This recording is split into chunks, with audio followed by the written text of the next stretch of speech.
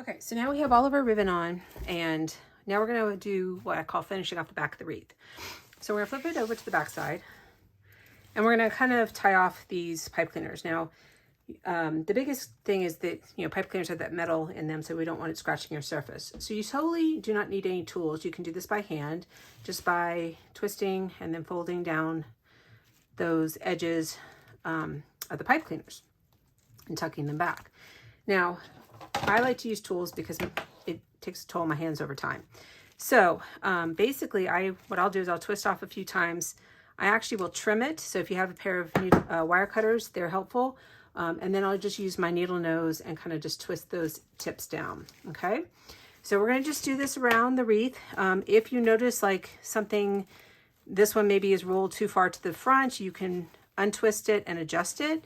You can even use the needle nose to put a little bit more pressure on them to tighten it. So at this point, I'm going to go ahead and just fast forward, get this part done, and then we'll come back and add the sign and finish off our wreath.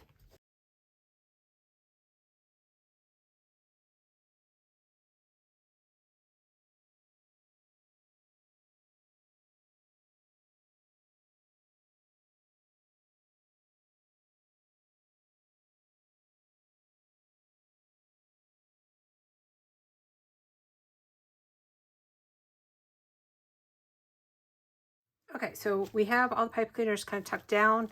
We're going to flip our wreath back to the front, and now we're going to work on adding our sign. Okay, so your sign has 4 pieces of fishing line. I know it's very hard to see, but it does the best because you can't see it and it will hold your sign on. So we want to pay attention to those welcome because we put them in one direction, so we want to make sure that when we're adding our sign, they are going in the correct direction we want them. So that was kind of set as my top, so that's kind of where I'm going to place mine. It doesn't have to be dead center. It could certainly be, to the side because you have some play in that, so you can, move it around to where you want it, but I think I like this spot here. So the best thing to do is kind of pull your fishing line out over your edges of your wreath, just so you know where they are, and you won't end up with one across the way. The next thing we want to do is, and it kind of depends on how you like your sign. I like my signs to kind of sit a little bit into my wreath. It helps to lock it in a little bit. So what I like to do is make sure to pull out any and all ribbon that is shoved to the back side. Now, you can always push it back under, but what you don't want to do is you don't want to put on your sign and then pull your ribbon out, because you may end up with a hole or space that will cause your sign to slip or move in a way that you don't want it to. So all I'm doing is kind of pulling out ribbon. I'm leaving mesh behind. I don't necessarily want to remove the mesh because that helps secure the sign and keep it from floating all the way to the back. All right, so I kind of like that. Yeah. So now what I'm going to do is I'm going to pick a side to work on. It doesn't really matter, since the sign is round, it doesn't really matter if it's left, right, top, bottom, whatever you may choose to do. And then what we're going to do is we're going to take your first pipe cleaner, oh my goodness, fishing line, and you're going to kind of pick a hole down to the back of your wreath form. And so I just kind of separate the mesh and I'm going to just pull that fishing line to the back. This sign is really light. It's waterproof, so it makes it really nice. So it will stay better than some of the wood ones, which we have to kind of like do 2 loops and some other, if you've done wreath making with me, I've done some other of my wreaths, you may have encountered that where I'm having you go up through the back and back around to the front. We don't have to do that with this one, which is nice. So all you want to do is get 2 fishing lines on this, pick 2 aside or 2 locations, have that go to the back, kind of hold it in position where you want it. And I'm going to kind of put some tension on that fishing line and flip my wreath over. Okay. So I know this is hard to see, but what we kind of want to, I've got one in each hand and I'm still having some tension on it. We want to utilize these crossbars. So when you tie off your wreath, you don't want to tie to these circular ones. You want to go to the crossbars. And the reason for that, if you tie along here, it can slide this way and it can slide that way. And that may cause some laxity in your wreath, in your sign. So I came up on this side of this bar, so I'm going to take this one and I'm going to wrap it around that bar there, okay? And then I'm going to come up to this one and I'm going to wrap it again. Again, I apologize. I know this is really hard to see, and it doesn't seem to want to. There we go. Okay. So now I've got, this one has gone, that came through back here, around this bar, and up around this one. Now this guy, I might go ahead and wrap up here, just to kind of secure it, bring it down, and then they're going to meet in the middle, so to speak, at this bar here. So I'm going to take this, so this is still that upper one now is in my right hand, and I'm going to come through and around. Okay. So now they're on either side of this bar. I have some tension. I'm going to go ahead and make my first throw. Okay. I'm going to put in both hands, and I'm going to kind of check on things. Make sure it's still sitting in there. Make sure I still have good tension. Yeah, so that's good. I'm going to come to the back, and I had to tighten it, pull it a little bit, just to tighten it down just a tad. There we go. All right, now I'm going to do a couple throws.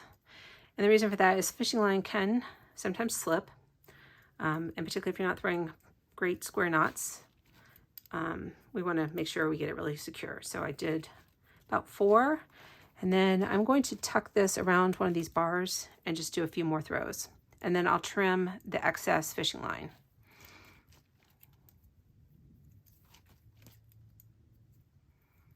Okay.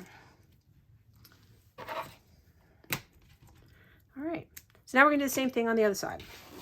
I'm going to flip the wreath back over, and we're going to find those 2 other pieces of fishing line, and I'm going to pick a hole through some mesh to the back side and pull it through.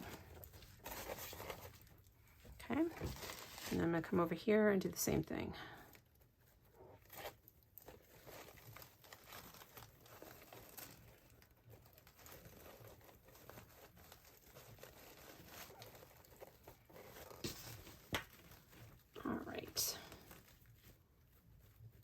Almost there.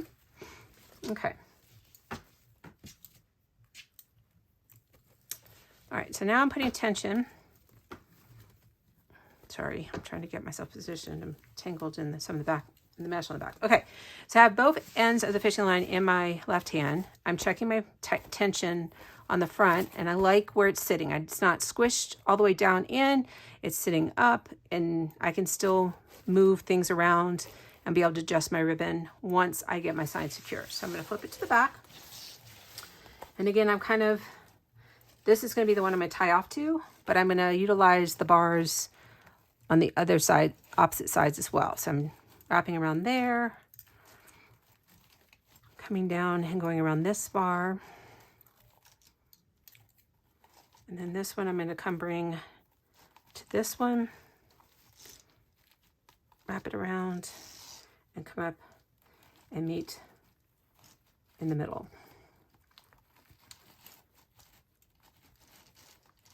Okay. And so if you want to check your tension, you certainly can flip it back over like we did before.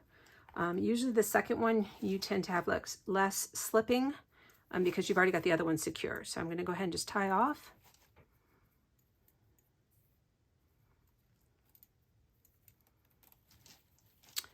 Again, I'm just going to wrap it around a bar and go again.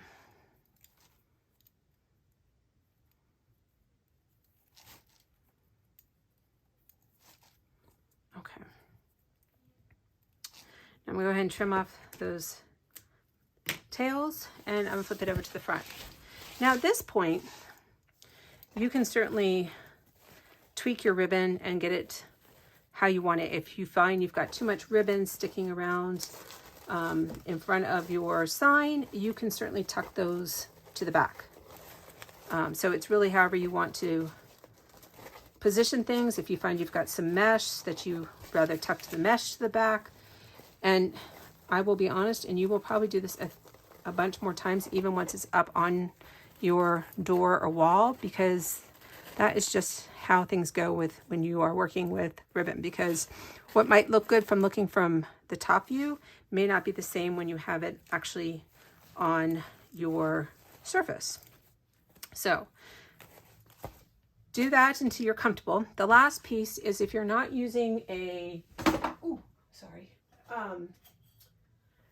wreath hanger, and I like to hang my wreaths on 3M hooks because I have them all over the house, and so they're on all the backs of doors throughout my house, as well as my front door and my garage door. So I use a little wire. You have a piece of wire. I'm sorry, I probably should have done that under the camera. That's in your kit as well. And all I'm doing is twisting it.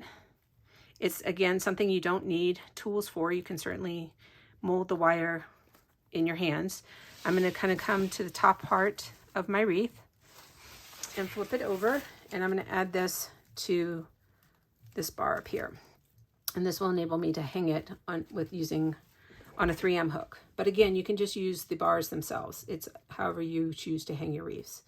We also are very windy here, so by using this, I find it stays a little more secure and doesn't tend to twist around and end up crooked. So, all right, so I'm just gonna push those down. And again, we're gonna try and make sure those cut edges are to the back side and not on this surface, because we don't want to scratch your door or wall. And that's it. I hope you enjoyed it. I hope you found this easy to do and would join me again for another one. But this wreath is actually something that you could put up almost year round. So enjoy it, and thanks for watching.